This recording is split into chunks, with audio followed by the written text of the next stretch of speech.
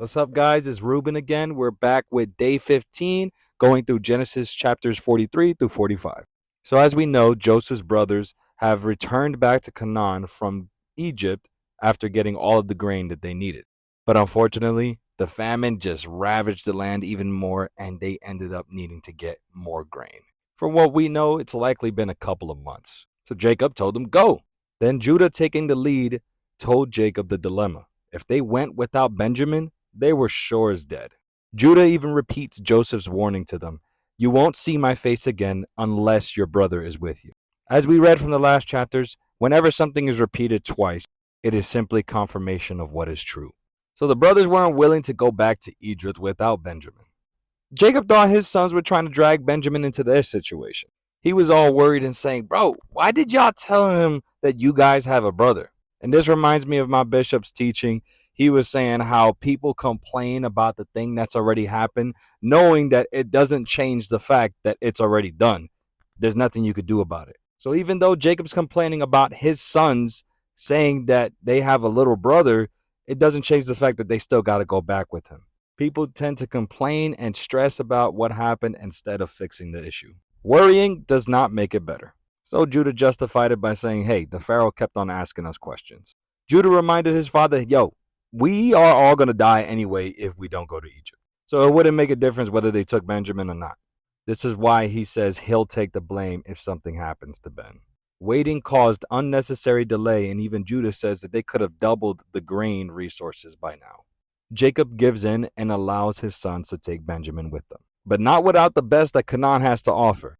He sent them with balm, honey, gum, aromatic resin, pistachio nuts, and almonds, all of the great things that Canaan had to offer. He also said double the money as a way to repay them for the money that had been lost with the grain that they brought back. Allowing this trip shows that Jacob still has faith in God after he prays that the governor would have mercy on his sons, hoping to get Simeon back and Ben back with them. So when they finally made it back to Egypt, Joseph got to see Benjamin again.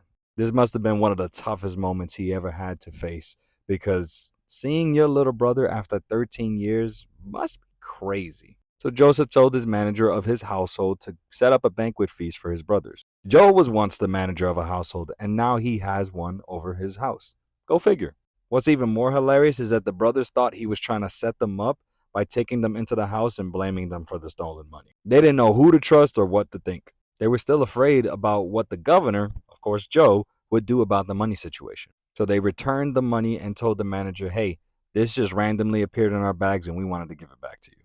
Of course, they did it before they walked in because they wanted to cover their butts. And the manager jokingly said maybe it was their God that gave them their money back, knowing full well it was him and his workers that put it there. Then he gave them Simeon back. What's funny even to me is how they didn't notice he said, your God, the God of your father, because how would the manager know that their father's God is the same God that they all worship? Unless Joseph told them, because Joe's the only one that knows about their family.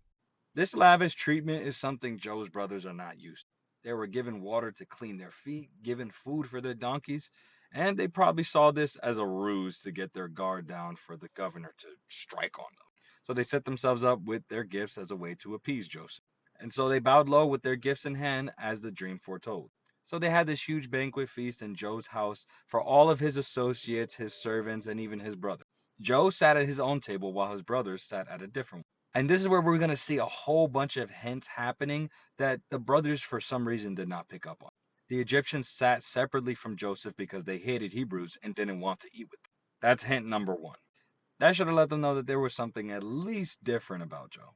He even sat them down in order from oldest to youngest and gave Benjamin 5 times more food than the other.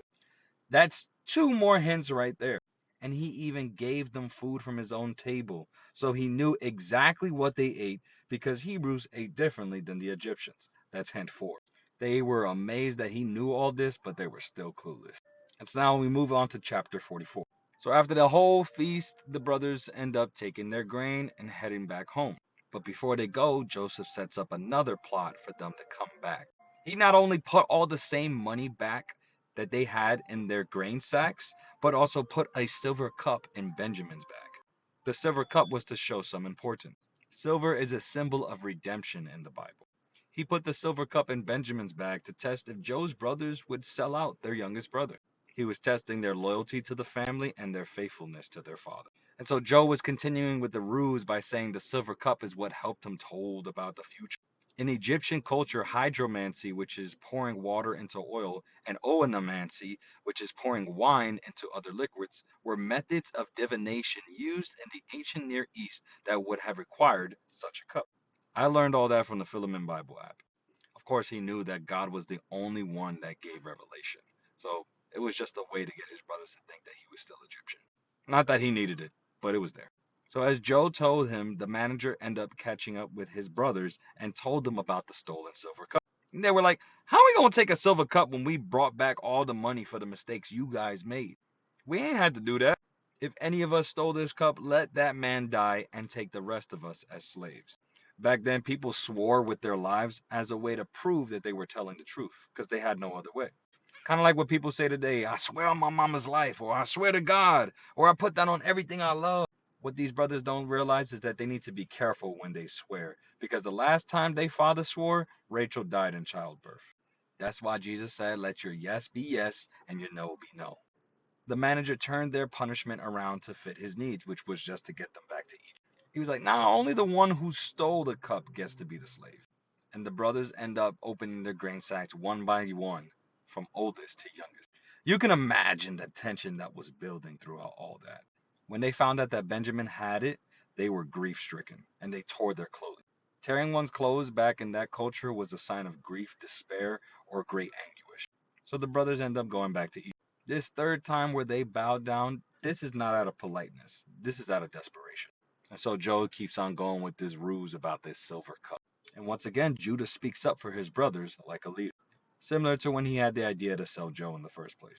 He humbly states that there's no way for them to prove that they didn't steal the silver cup, but they were willing to become slaves in order to protect Benjamin. Joe says he's a godly man. He will only punish the one who had wronged him. So, Ben. He doubled down on this punishment to see what they would do. Were they ready to give up and let Benjamin go, or were they going to fight for their brother? And so, in all this tension, Judah doubles down too, for the sake of his brother and father.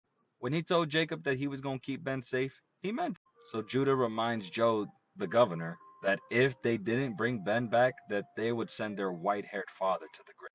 And Judah said, take me instead of Ben, because he was willing to allow all of his brothers to go free and be a slave in Egypt for the sake of keeping Ben alive and back home. This shows so much compassion in Judah, despite plundering a town, his two brothers slaughtered, and kidnapped women and children, selling his younger brother into slavery, and deceiving and unknowingly impregnating his daughter-in-law. That's a lot of crap he had to deal with. He wasn't the best man in the world, but he was who God chose to be the father of the kings of Israel. This shows that no matter how bad your sins are, God is able to redeem you if you have a willing heart. So Judah gives himself as a sacrifice. Now we're on chapter 45. So Joseph finally reveals himself to his brother. He just couldn't take it no more and said, everyone out, and left his brothers with him. He broke down and started crying. He was so loud that many of the Egyptians heard it, and even Pharaoh heard about it. He yelled, I am Joseph! And his brothers were speechless. He repeats himself because his brothers were so in shock. And Joseph lets them know about all the great things God did because they sold their brother into slavery. He believes it was God's ultimate sovereignty that led him to Egypt. And so after all of this, they finally spoke up after Joseph went and hugged them, and they just cried bitterly in each other's arms, kissing and loving on each other. And while all this is going on, Joe tells him, yo, go get our dad and bring him back to Egypt so that I can take care of him and all of your family. And something I didn't realize was that this was a reunion similar to Jacob and Esau. The same way Jacob was expecting to get his head cut off by Esau was the same way his brothers were expecting to get their heads cut off by Joseph.